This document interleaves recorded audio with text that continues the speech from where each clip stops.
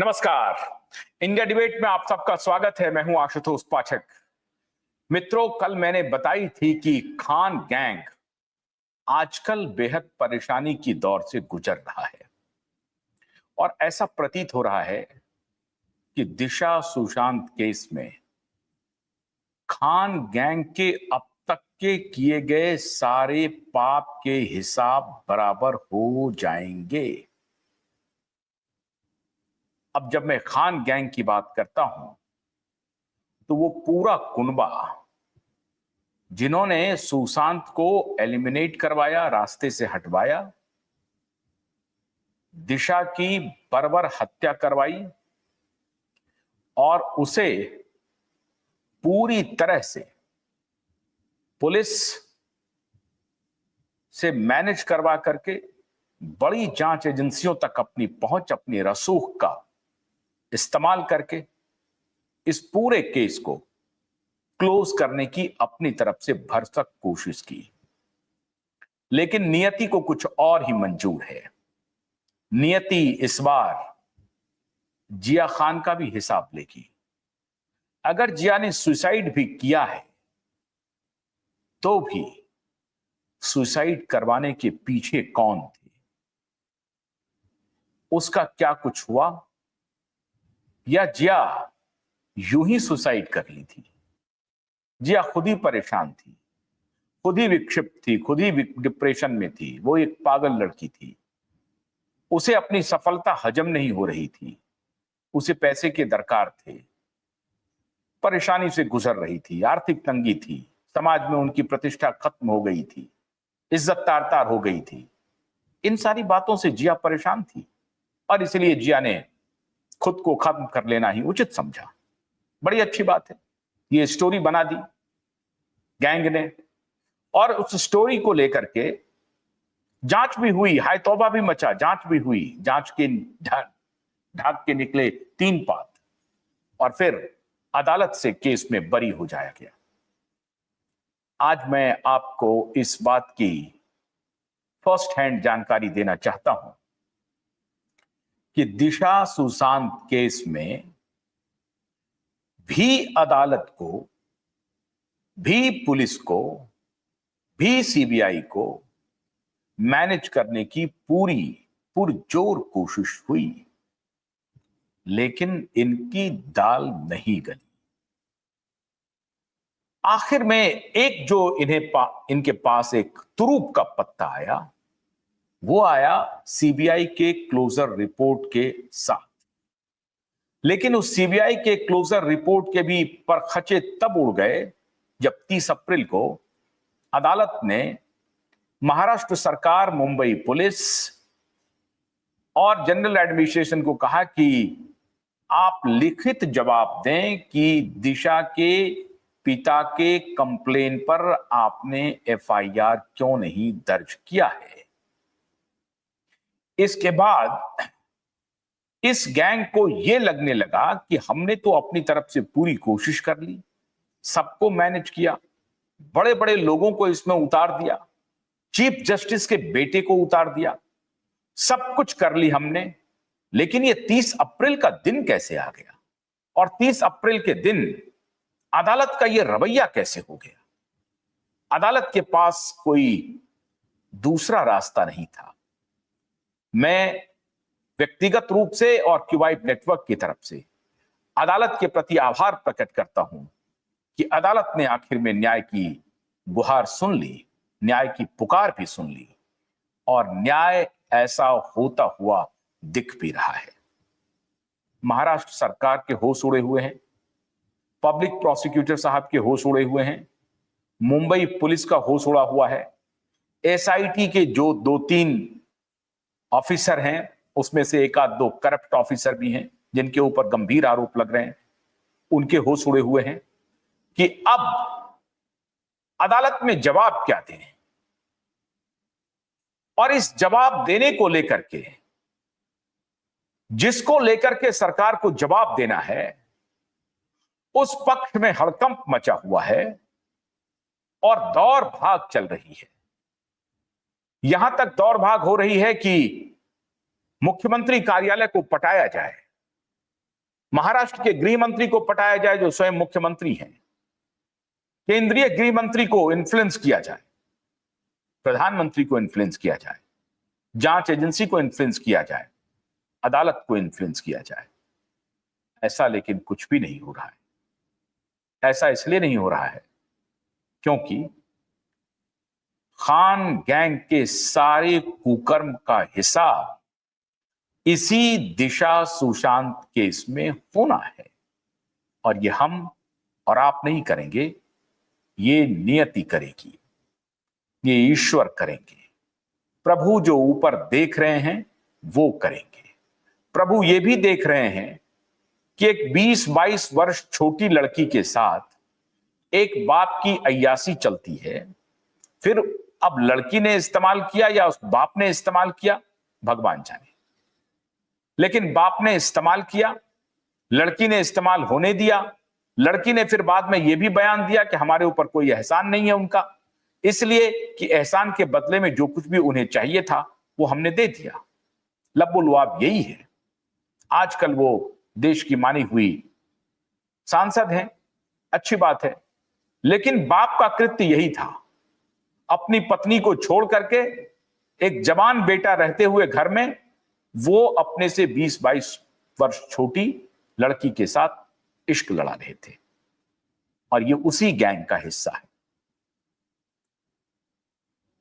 एक भाई जितने के साथ नाम जुड़ा पता नहीं, कुल मिलाकर के मुंबई को एक बड़े ब्रॉथल हाउस के रूप में इन लोगों ने कन्वर्ट कर दिया है।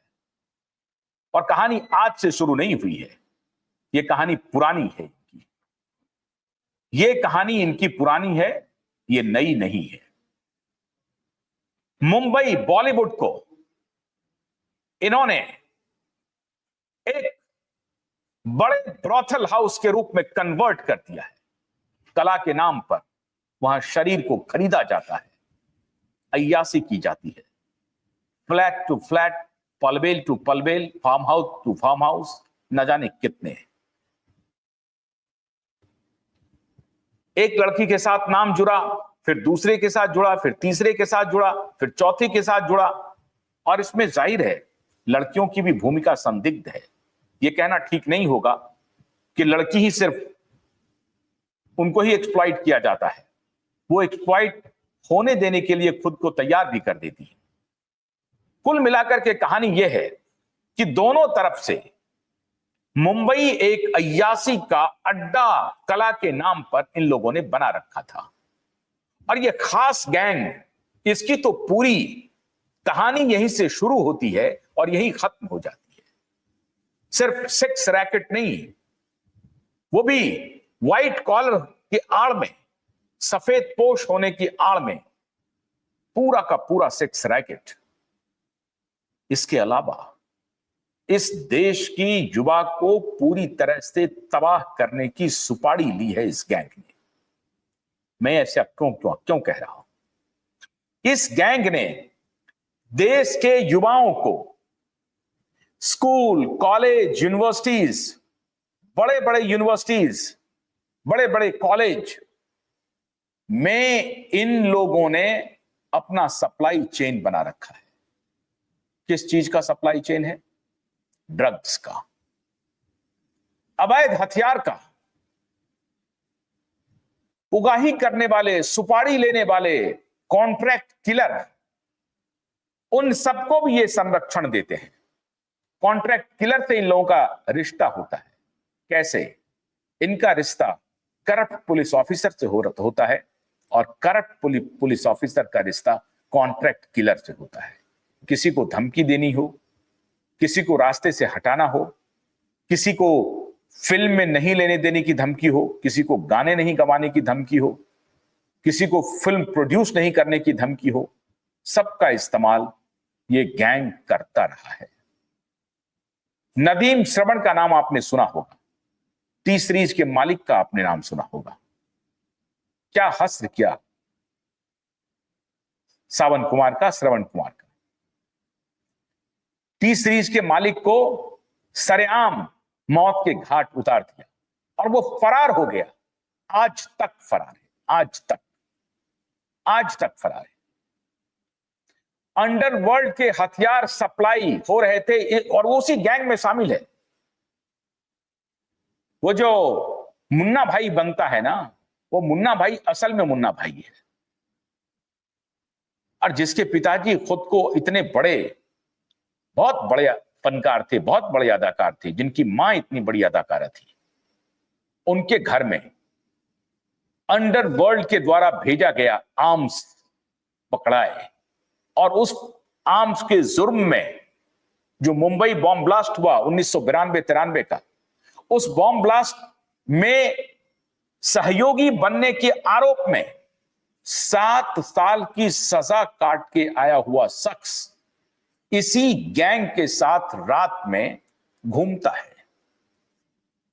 अब उसकी कितनी भागीदारी होती है भगवान जाने, लेकिन उन्होंने अपनी छवि भी ऐसी ही बना ली है। 300 लड़कियों का आंकड़ा दिया उस शख्स ने।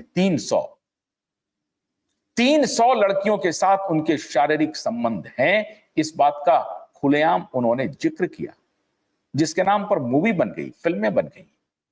यह है बॉलीवुड। सेक्स का खुलेआम धंधा करने वाला है यह बॉलीवुड। इसे आप कला के नाम पर, मनोरंजन के नाम पर आप इन्हें सराखों पर बिठाते हैं। यह बिठाने लायक नहीं है। अगर इन्होंने कला के नाम पर हमारे देश के युवाओं को बर्बाद करने की सुपारी ली है, तो क्यूबाइड नेटवर्क ने भी सुपारी ली है इन्हें एक्सपोज करने की। इनके एक एक कृत्य को डंके की चोट पर जनमानस के बीच ले जाने की सुपारी क्यूबाइड नेटवर्क ने ली है। और क्यूबाइड नेटवर्क डंके की चोट पर इन माफियाओं को एक्सपोज करेगा, हर कदम करेगा। यह है इनका मनोरंजन करने का अड्डा, जिसे आप मुंबई कहते हैं। इस मुंबई में इन माफियाओं ने जिसे चाहा जब चाहा अपनी शर्तों पर रास्ते से हटा दिया, जिसे चाहा जब चाहा उनका करियर तबाह कर दिया। चाहे वो विवेक ओबराय हो, चाहे सोनू निगम हो, चाहे अरिजीत सिंह हो, चाहे अभिजीत भट्टाचार्य हो, इन सबके कैरियर की तबाही में ये पूरा गैंग ऑपरेशनल था। और हद इसने तब कर दी जब एक ब्रिलियंट इंजीनियर, एक इंटेलेक्चुअल, एक बर्निंग स्टार जो देवानंद, राज कपूर, बलराज साहनी, उनकी श्रेणी में जाकर के खड़ा होता। मैं अमिताभ बच्चन को उस श्रेणी में रखता नहीं, अच्छे एक्टर हैं अमिताभ बच्चन, लेकिन मैं अमिताभ बच्चन के प्रति ये गुस्सा मन में इसलिए है कि अमिताभ बच्चन ने आज तक, और उनकी पत्नी ने भी, जया बच्चन ने आज तक उस शानदार एक्टर के बारे में जिनके साथ उन्होंने शो किया, वो बड़े लाइक करते थे उनको, बहुत पसंद करते थे उनको। मैंने उनकी खुद तारीफ देखी है कि वो कहते थे कि धोनी का जो आपने एक्टिंग किया, जो छक्का आपने विनिंग 6 मारा, उसके बाद का जो रिएक्शन था, उसके पहले का जो रिएक्शन था, आप उस रिएक्शन को कैसे अपने चेहरे पर ला पाए। मैंने बहुत कोशिश की और मैं उस एक सीन को देखता रहा, बार बार देखता रहा। ये प्रशंसा के शब्द हैं इस महान एक्टर को लेकर के, सुशांत को लेकर के। मैं उन्हें महान कहता हूं क्योंकि जिस छोटी उम्र में उस व्यक्ति ने इतनी बड़ी कामयाबी हासिल की और इतना बड़ा प्रेम, इतना बड़ा फैन फॉलोइंग तैयार किया, मैं नहीं समझता हूं कि किसी और एक्टर ने किया होगा इतने कम उम्र में, इतनी कम फिल्में करके। लेकिन जाहिर है उनकी भी कुछ ना कुछ गलती रही होगी, थोड़ा डिरेल हो गए, कुछ विषकन्याओं को वो पहचान नहीं पाए, विषकन्याओं को उसके साथ उन्होंने दोस्ती कर ली। जो विषकन्या उनको प्यार में फंसाया, मैंने पहले भी कहा है कि उनको उनसे प्यार नहीं था, वो प्यार का नाटक था। प्यार का नाटक करके उनके बैंक को खाली करने का इरादा था और एक सक्सेसफुल स्टार को सीढ़ी बना करके आगे बढ़ने का प्लानिंग था। वो प्लानिंग धरी की धरी रह गई। अगर वो शख्स जिंदा रहते तो उनके कंधे पर पैर रख करके वो चल भी सकती थी, बढ़ भी सकती थी, लेकिन उस शख्स को ही इन्होंने रास्ते से हटवा दिया। इसका मतलब था कि उस शख्स को लेकर के इनके दिल में कोई मोहब्बत नहीं थी। ये सारी बातें झूठी थी, सारी बातें झूठ थी। वो एक प्लानिंग के तहत वहां पहुंची थी, प्लानिंग किया उन्होंने, प्लान करके उन्होंने इनको रास्ते से हटाया, और जो प्लानर था, अब वो प्लानर जेल के सलाखों के पीछे जाने से नहीं बच सकता। ये क्यूबाई नेटवर्क का वादा है भारत के 140 करोड़ लोगों से। उन माफियाओं को जेल की हवा खिला करके ही हम सबको दम लेना है, और तब तक विराम नहीं करना है जब तक इन माफियाओं को जेल की हवा ना खिला दे। अदालत में हमारे वकील लड़ रहे हैं, जनमानस को हम सूचित कर रहे हैं। अभी घबराहट यह हो रही है कि दिशा सुशांत केस जिया का केस नहीं बन पाया। जिया के केस में खबरें बनी, लेकिन उनकी माता अकेली पड़ गई। मुझे अफसोस है कि उस वक्त हम इस केस को नहीं उठा पाए, और इस बात का मुझे हमेशा खेद रहेगा। लेकिन मैं एसएसआर वॉरियर और जिया के परिवार वालों को भरोसा दिलाता हूं कि अगर आपके साथ अन्याय हुआ है तो दिशा और सुशांत सबका हिसाब बराबर कर देगा। आप इत्मीनान रखिए, आप धैर्य रखिए। जिया का केस खुले बगैर उन्हें सजा मिल जाएगी। जिया के केस को खोलने की भी आवश्यकता नहीं है। यह केस खुले बगैर ही उनके गुनहगार जेल जाएंगे। क्यों? ऐसा मैं क्यों कह रहा हूं?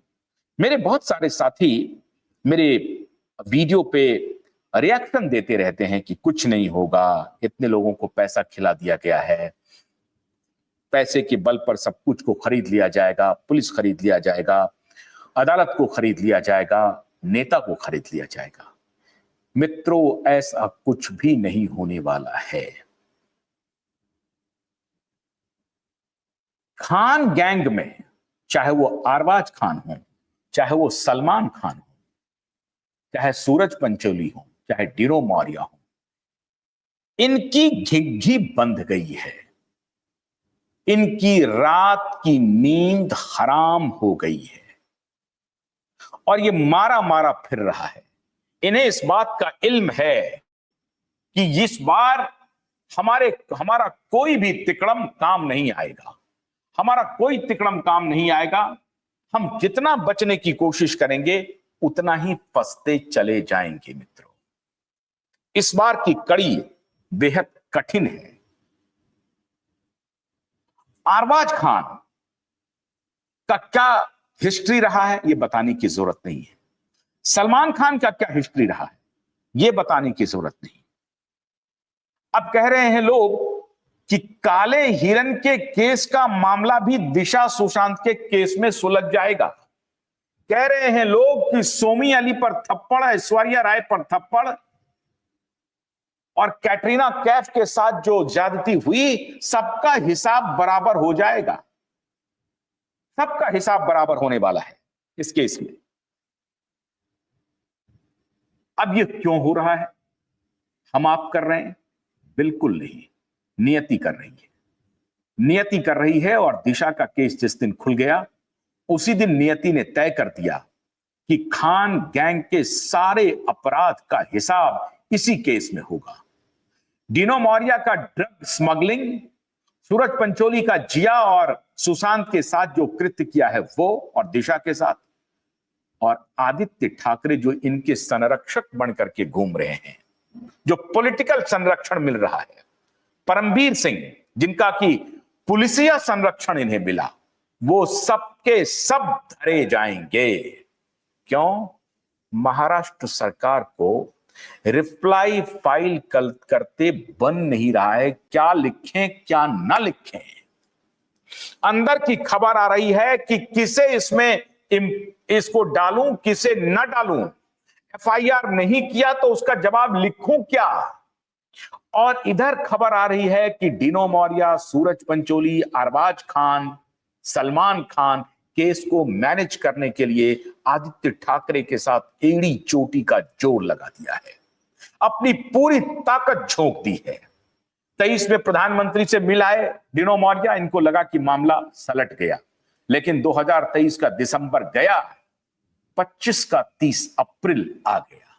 डिनो मौर्या को इस बात का दूर दूर तक अंदेशा भी नहीं होगा कि जब हम प्रधानमंत्री से हाथ मिला रहे हैं और जब मुझे ऐसा लग रहा है कि अब मैं शायद अपने कुकृत्य से बच जाऊंगा, क्योंकि देश के सबसे पावरफुल नेता के साथ हमने हाथ मिला ली है, तो उनको कभी सपने में भी ये यकीन नहीं होगा कि एक दिन 2025 का वो तारीख भी आएगा जिस तारीख का,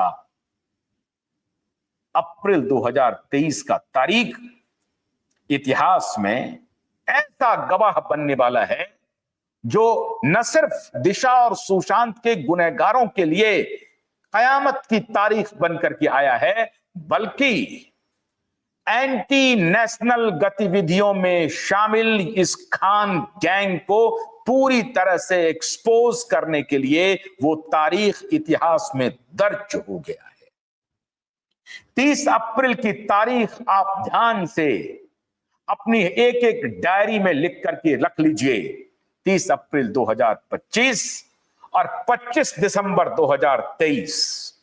इन्होंने सोचा था कि 25 दिसंबर 2023 को हम देश के प्रधानमंत्री से हाथ मिला लिए हैं, अब हमारा कौन क्या बिगाड़ेगा।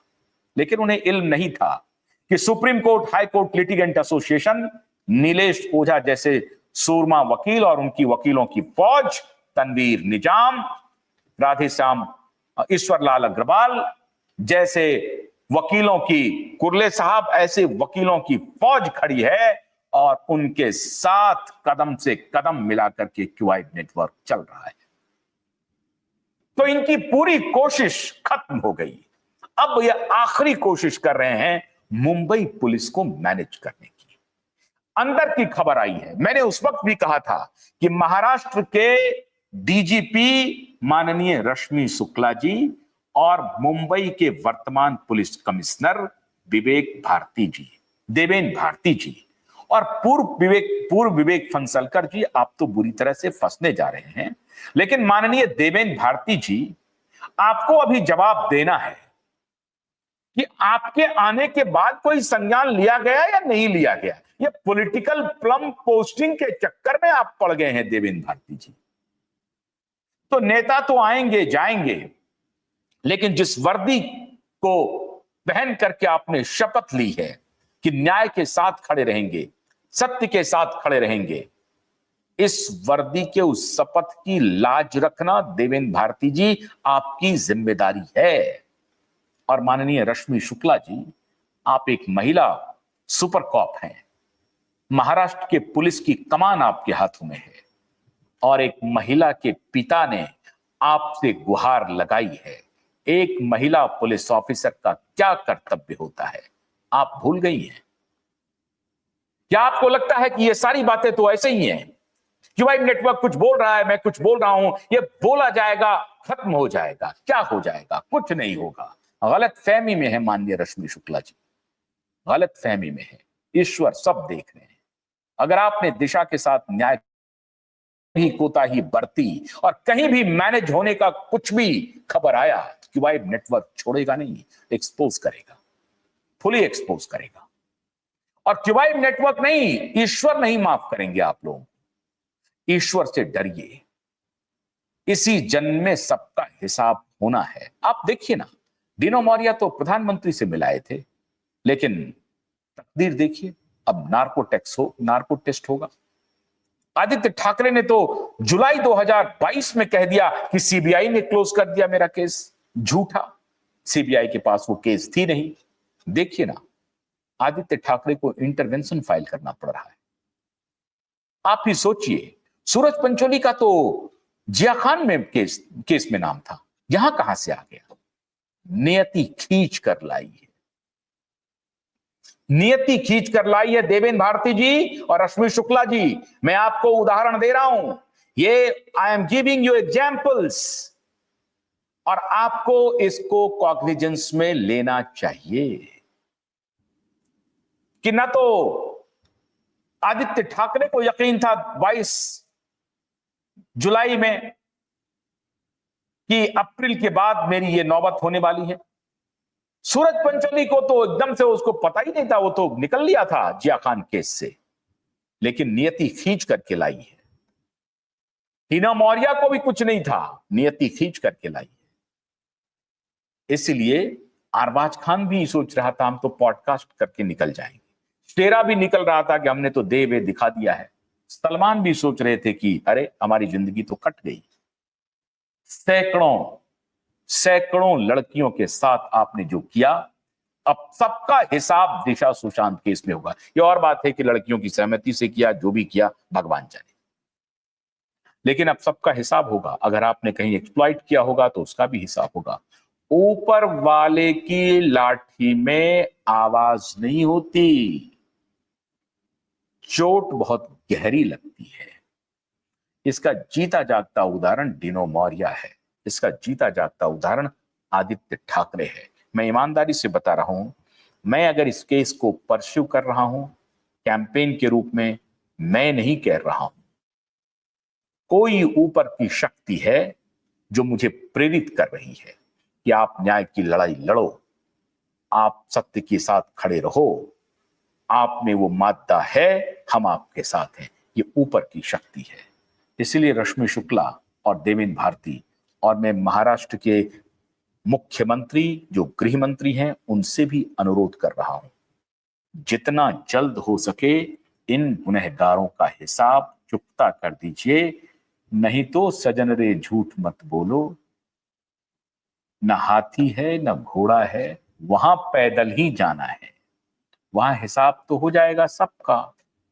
इस माया में असल में पता नहीं चलता है, लोग अपराध पर अपराध, अपराध पर अपराध, अपराध पर अपराध, अय्यासी पर अय्यासी, इसको हटाओ, इसको गिराओ, इसको फिल्म मत दो, इसको गाने मत दो, उसको हटा दो, ये चलते रहता है।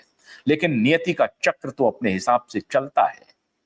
ऊपर वाले का न्याय जो जुरिस्प्रूडेंस है ना, वो बहुत शानदार है। ऊपर वाले का न्याय हो रहा है। दिशा सुशांत केस में खान गैंग का, जिसमें आदित्य ठाकरे भी शामिल है, पूरा हिसाब होगा। इंतजार कीजिए। बहुत बहुत शुक्रिया। नमस्कार।